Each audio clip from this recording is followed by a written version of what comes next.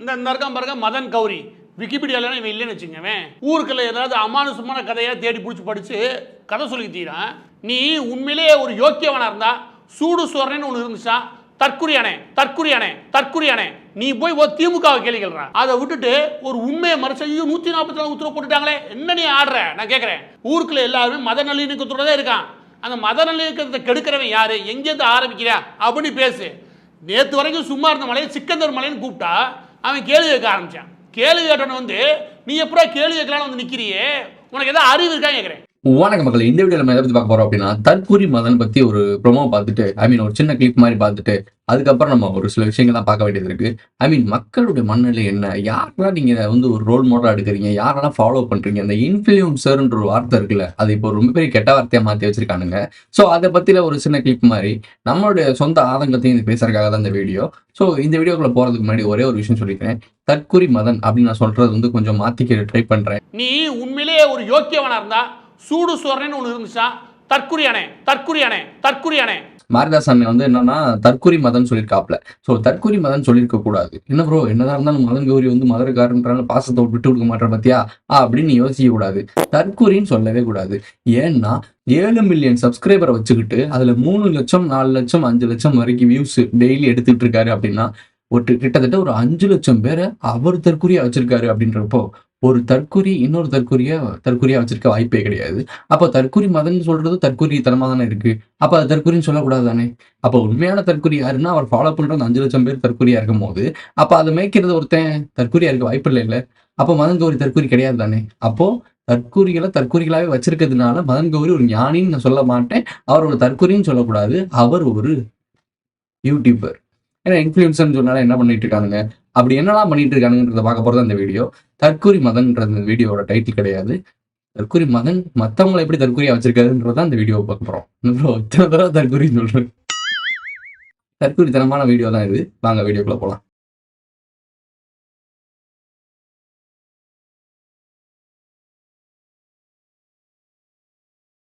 தற்கூரி கிட்ட போறதுக்கு முன்னாடி நம்ம எங்க போறோம் அப்படின்னா இன்ஃப்ளூயன்சர்கிட்ட போவோம் ஃபர்ஸ்ட்.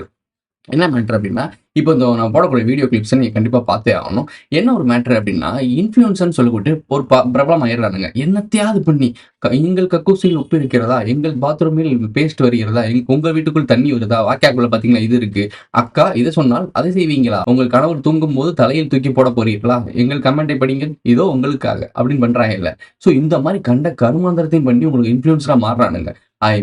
உங்களை ஃபுல்லாக பார்க்க வைக்கிறாங்க. நீங்க அவங்களுக்கு பார்வையாளராக மாறுறீங்க, ஃபாலோவரா மாறுறீங்க. ஒரு கட்டத்துக்கு மேல ஸ்குவாடுன்னு ஒரு பேர் வைக்கிறானுங்க, அசம்பிள் பண்றானுங்க, என்னென்னமோ பேர் வைக்கிறானுங்க. அவங்களுக்கு ஏற்ற மாதிரி அக்கா, தங்கச்சி, டெய்லர், கீரலர் என்னென்னமோ பேர் வைக்கிறானுங்க. டோட்டலா மக்கள் ஒரு மீடியால, இந்த சோசியல் மீடியால இருந்து இன்ஃப்ளூயன்ஸ் ஆகுறாங்கல்ல, ஒவ்வொரு கிரியேட்டர்ஸ் கூட சொல்லக்கூடாது, ஒவ்வொரு ஸ்கேமர்ஸ்ன்னு வச்சுக்குவோம். இந்த டைம் தான் கரெக்டாக இருக்கும். ஸ்கேமர்ஸ் இவனுங்க என்ன பண்றாங்க அப்படின்னா, உங்களுக்கு ஒரு டோபமைண்டை உருவாக்குறானுங்க. உங்ககிட்ட சென்டிமெண்டா நல்லா ஜாலியாக பாரு, உங்களை என்டர்டைன் பண்ணுவானுங்க. ஃபர்ஸ்ட் உங்களை என்டர்டைன் பண்ணி உங்கள்கிட்ட இருந்து ஒரு சிலவங்க என்ன பண்றாங்க, ஒரு கேட்டகரி இருக்கு, உங்களுக்கு மக்களுக்கு உதவி செய்யற மாதிரியே கொண்டு போய் நம்மளால பண்ண முடியாத ஒரு பையன் பண்றாப்பா அப்படின்னு லைக்கை போட்டு விட்டுருவீங்க. அப்புறம் ஒரு வீடியோ பார்த்துட்டு உங்களுக்கு உங்க அம்மாவை பிடிக்குமா, பிடிச்சிருந்தா கீழே ஹேட்டிங் போடுங்க அப்படின்ற மாதிரி பேசுவானுங்க. எப்படி பேசினாலும் அந்த வீடியோக்கு நீ லைக் கமெண்ட் போடணுன்றது தான் அவன் மண்டையில விதைப்பான். நிறைய வீடியோ கிளிப்ஸ் ரீல்ஸ்ல வருது. ஸோ இது எல்லாத்தையும் நீங்க யோசிச்சு பார்த்தீங்க அப்படின்னா உங்களை அங்க இருக்க வைக்கிறானுங்க. அந்த வீடியோஸ்ல அவங்க பிளாட்ஃபார்ம்ல அங்க இருக்க வைக்கிறானுங்க. அப்போ இந்த பிளாட்ஃபார்ம் உருவாக்குன ஒரு பெரிய கிரியேட்டர் இருக்காங்கல்ல, நான் சொல்றது இந்த பிளாட்ஃபார்த்தை உருவாக்குன கார்பரேட் இருக்காங்கல்ல, அவனோட வேலை என்ன, இந்த பிளாட்ஃபார்த்துக்கு எல்லா மக்களும் வரணும், சுயமா சிந்திச்சா வேற எதுவும் யோசிச்சிடக்கூடாது, அவன் நம்மளுடைய ஆடியன்ஸாவே இருக்கணும், நம்ம கூடயே இருக்கணும், அவன் டைம் ஃபுல்லா நம்ம இதுக்குள்ள இருக்கணும்.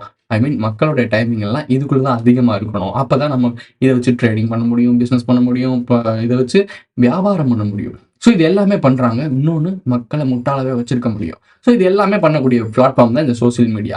இந்த சோசியல் மீடியாவை இன்ஃப்ளூயன்ஸ்னு சொல்லக்கூடிய இந்த தற்கூரி கூட்டங்கள் இருக்குல்ல, ஸ்கேமர் கூட்டம் இருக்குல்ல, இவங்க என்ன பண்றானுங்க அப்படின்னா ஒவ்வொரு விதத்திலையும் வளர்ந்துடுறாங்க. கீழே இருந்து எந்தெந்த விதமா வளர்ந்து வந்துடுறாங்க. அவன் ஸ்டைலுக்கு அவனுக்கு ஏற்ற லெவலுக்கு வளர்ந்து வந்துடுறாங்க. 1 மில்லியன் 2 மில்லியன் 3 மில்லியன். ஜஸ்ட் ஒரு சினிமா பாட்டு வரும், அந்த சினிமா பாட்டை அப்படியே இமிடேட் பண்ணி அதுக்கேற்ற மாதிரி ட்ரெஸ் பண்ணிட்டு அது அப்படியே ஆடி கட்டுவானுங்க. அவங்களுக்கு ஃபாலோவர்ஸ் மில்லியன்ஸ் அள்ளி போயிட்டு இருக்கு. ஸோ ஒரு காப்பி பேஸ்ட். உன்னோட எஜுகேஷன் சிஸ்டம் என்ன, இங்கே படிச்சு இங்கே கக்கணும், நீ பெரிய பிரில்லியன்ட். அதே மாதிரி சினிமாவில் அங்கே ஒருத்தன் ஆடி இருப்பான், அதை அப்படியே காப்பி பண்ணி இங்கே ஆடு, நீ பெரிய டான்சர், நீ பெரிய நடிகன், எல்லாமே ஓகேவா. மேட்ருக்கு வரலாம். இந்த மாதிரி வளர்ச்சி அடைஞ்சவங்க ஃபுல்லா என்ன பண்றாங்க அப்படின்னா, எஜுகேஷன் குடுக்குறாங்களா? நல்ல விஷயங்கள உங்களுக்கு அவேர்னஸ குடுக்குறாங்களா? இல்ல உங்களுக்கு உங்களுடைய டைமிங் பார்க்குறீங்க. ஒரு 30 செகண்ட் பார்க்குறீங்க. இல்ல 1 ஹவர் ஒரு வீடியோ பார்க்குறீங்க அப்படின்னா, அந்த 1 ஹவர் வீடியோக்குள்ள உங்களுக்கு ஏதாச்சும் ஒண்ணு புதுசா கத்துக்கிறீங்களா? நல்ல விஷயங்கள், ஃபேமிலிக்கு தேவையானது, வாழ்க்கைக்கு தேவையானது, இல்ல உங்களுக்கு தெரியாத விஷயங்கள் ஏதாவது கத்துக்கிறீங்களா? கிடையாது. தேவையற்ற உங்க நேரத்த தான் சாப்பிடுவானுங்க.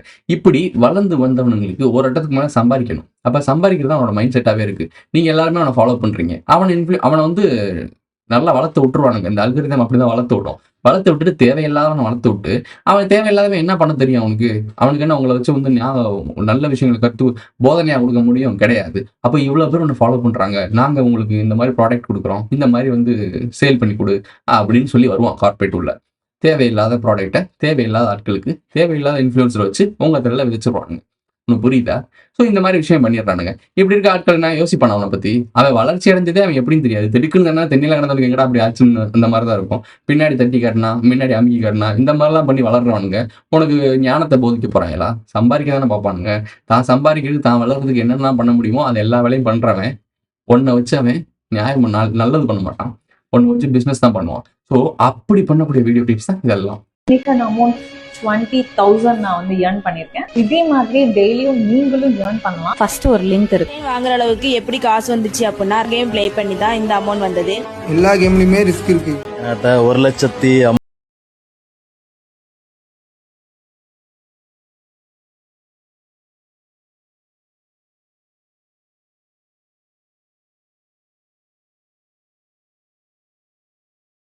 உங்களுக்கு தேவையில்லாதவன வளர்த்து விட்டு, அவனுக்கு லைக், கமெண்ட்லாம் போட்டு, அவனுக்கு மெம்பர்ஷிப்ல ஆட் ஆனது. மெம்பர்ஷிப்னு சொன்னோனே நம்ம விஷயம் அது. என்னோட ஆதங்கத்த கொட்ட வேண்டிய நேரம் இதுதான். இது வன்மத்தை கக்கும் நேரம். ஓகேவா? கொஞ்சம் பிரேக் எடுத்துட்டு கொஞ்சம் பொறுமையா கவனி இந்த வீடியோவ. உனக்கு எதெல்லாம் தேவை?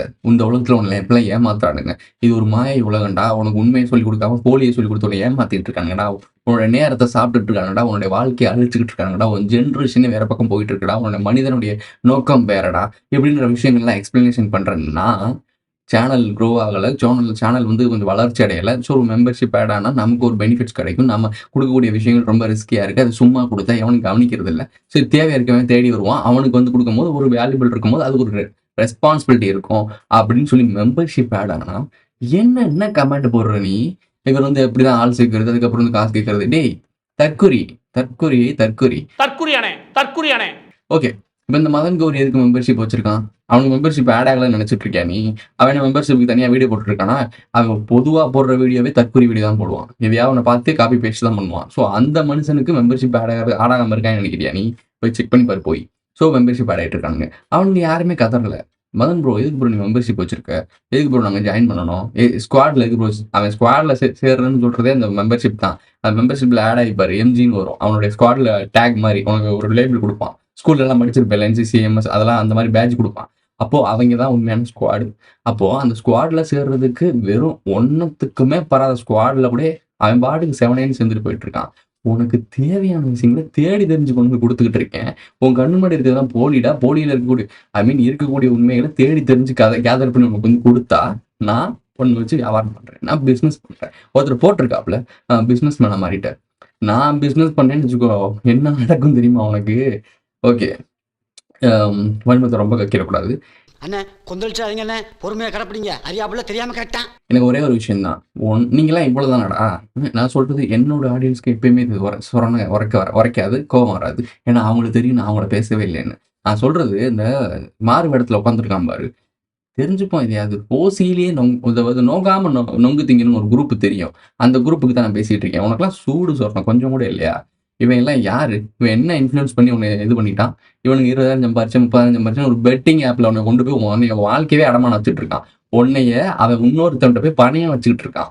அதாவது சூதாட அவனுக்கு கத்து கொடுத்துட்டு இருக்கான். இவனுங்க இன்ஃப்ளூயன்சர் இவன் தெரியுறீங்க. நான் வந்து சொல்றது உங்களுக்கு அவ்வளவு கஷ்டமா இருக்கு கேட்கறது. மெம்பர்ஷிப் ஆட் ஆச்சுன்னா உங்களுக்கு அவ்வளவு கோவம் வருது. கமெண்ட்ல நான் 4-5 கமெண்ட்ஸை பார்த்துட்டு தான் இருந்தேன்.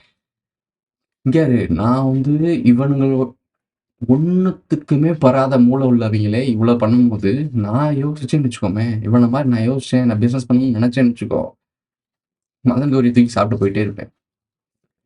என்னால முடியும், நிறைய விஷயங்கள் பண்ண முடியும், எனக்கு தெரியும். தெரிஞ்சும் இருக்கும், காரணம் இருக்கு எல்லாத்துக்குமே. ஏன்னா இதோட எதிர்வினை திருப்பி நம்மகிட்ட தான் வரும்ன்றத ரியாலிட்டி தெரிஞ்சவன் இந்த தப்பு பண்ண மாட்டான்.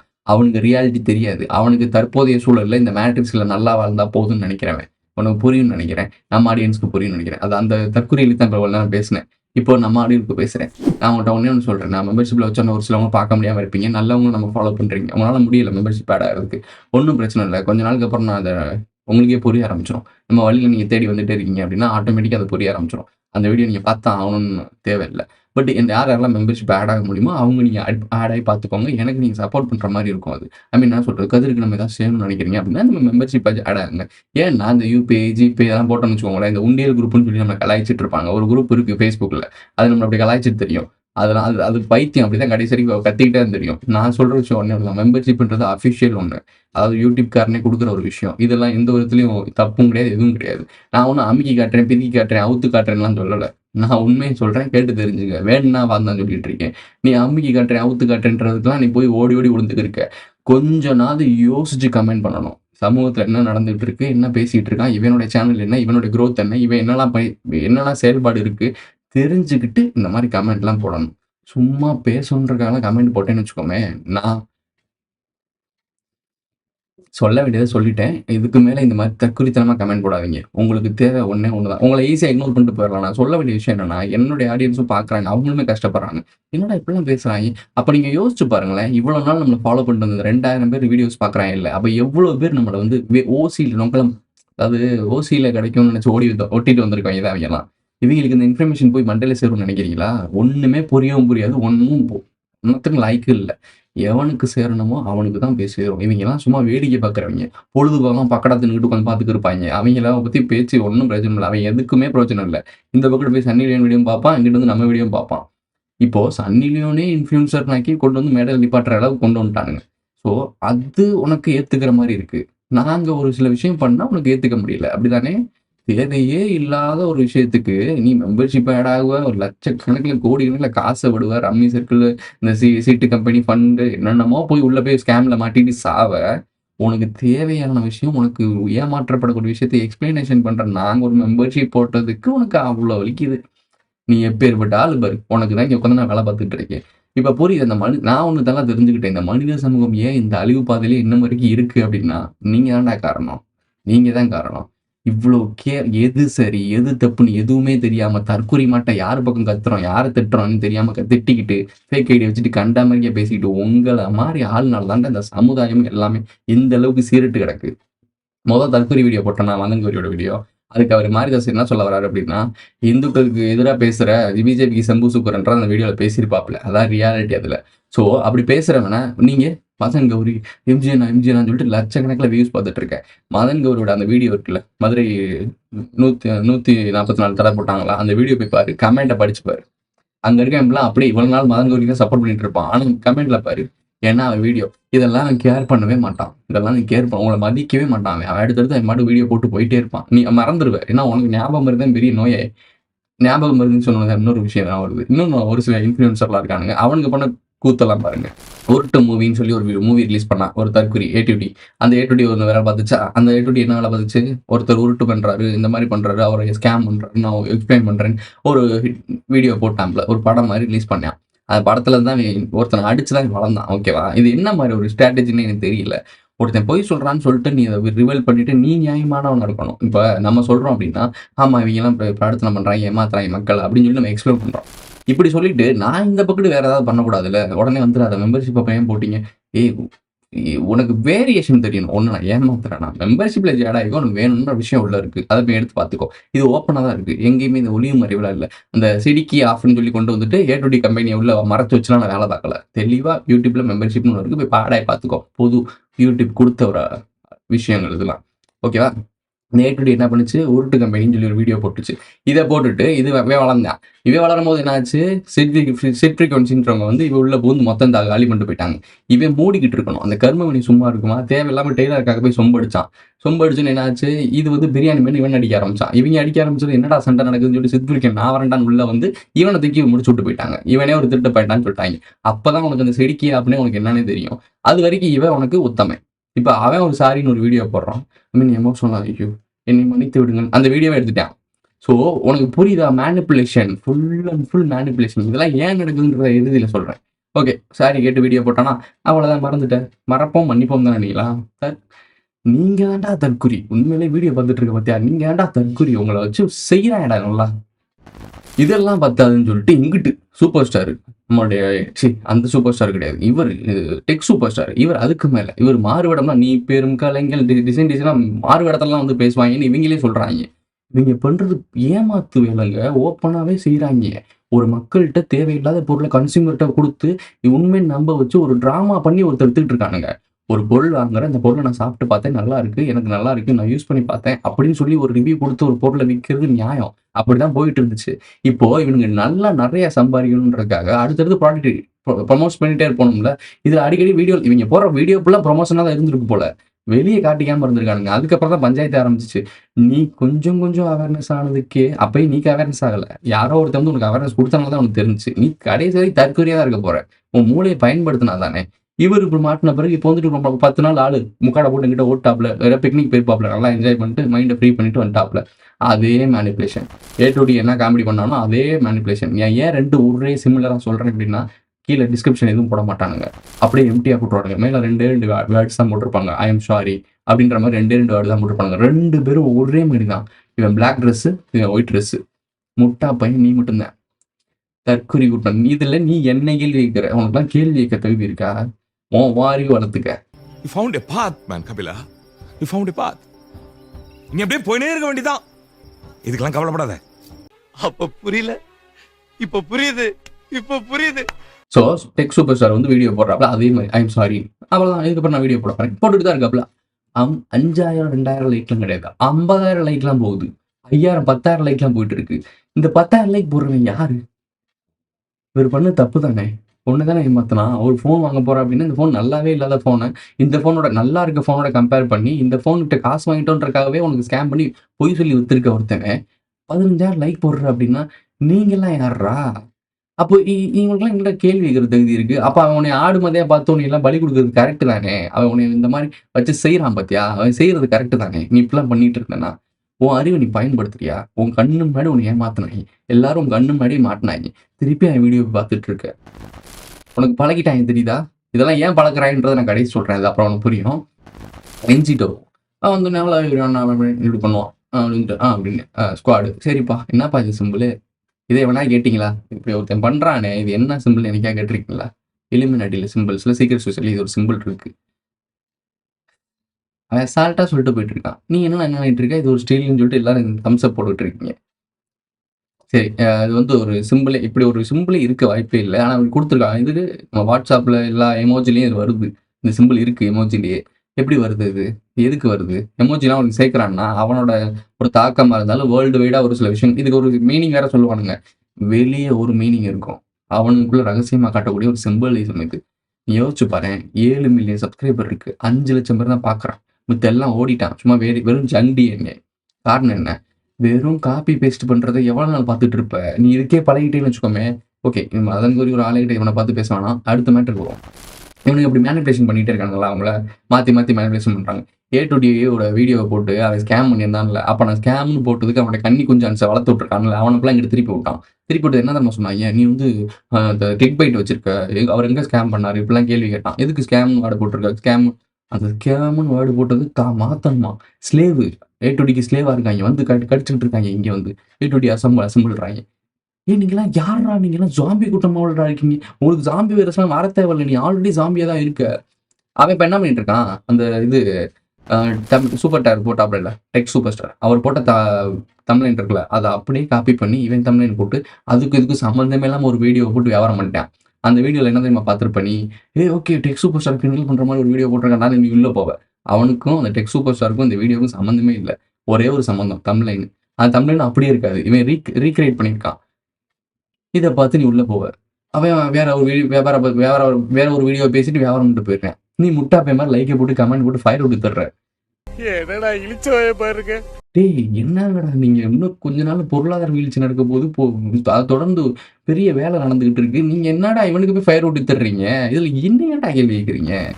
ஒன்று இவங்க எல்லாம் வேலையை ஒழுங்கா செய்ய சொல்லி திட்டணும். இவங்க ஒழுங்கா வேலை செய்ய மாட்டாங்க, உனக்கு ஸ்கேம் பண்ணுவானுங்க, உனக்கு ஏமாத்துவானுங்க, திருப்பி அப்பாலஜிஸ் பண்ணிட்டு திருப்பி வீடியோ போட்டுக்கிட்டே இருப்பானுங்க. அவனுங்களை எந்த பயிலையும் கேள்வி கேட்க மாட்டீங்க. உங்களுக்கு மெம்பர்ஷிப்னு ஆட் போட்டதுக்கு நீங்க இவ்வளோ கேள்வி கேட்ப. வேர்ல்டு வார் கண்டிப்பா வரணும்.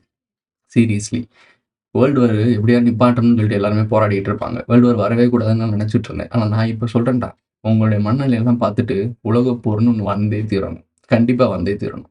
உனக்கு அப்பதான் என்னன்னு புரியும். நீ வா, வரணும். அங்க சுத்தி இங்க சுத்தி இங்க தாண்டி வரணும். ஒரு மாடு கதை தெரியுதா? ஒரு மாடு இருக்குன்னு வச்சுக்கோங்களேன், குச்சி ஊண்டி வச்சுட்டேன்னு வச்சுக்கோ, மாடு மேய்க்கிறவங்க, ஏன்னா எங்க சொந்தக்காரங்க மாடுலாம் வளர்க்குறாங்க, விவசாயம் பண்றாங்க, எனக்கு தெரியும். குச்சி ஊண்டி வைப்பாங்க. அந்த மாடு இந்த விவசாய நிலத்தை ஃபுல்லாக சுற்றி தின்னு விட்டு எங்கே தெரியுமா வந்து உட்காரும்? அந்த குச்சி ஊன் நிலத்தில் வந்து உட்காரும். குச்சி இங்கே தான் இருக்கு, நீ வா, அன்னைக்கு இருக்கு உனக்கு. இப்போ நீ போ, சுற்றுறதெல்லாம் சுற்றிட்டு உலகம் சுற்றும் மாலிவன் மாதிரி சுற்றிட்டு வா. இங்கே தான் நீ மனே வரணும், வீடு இங்கே தானே இருக்கு, நீ வாடி, அன்னைக்கு வச்சுக்கிறேன்.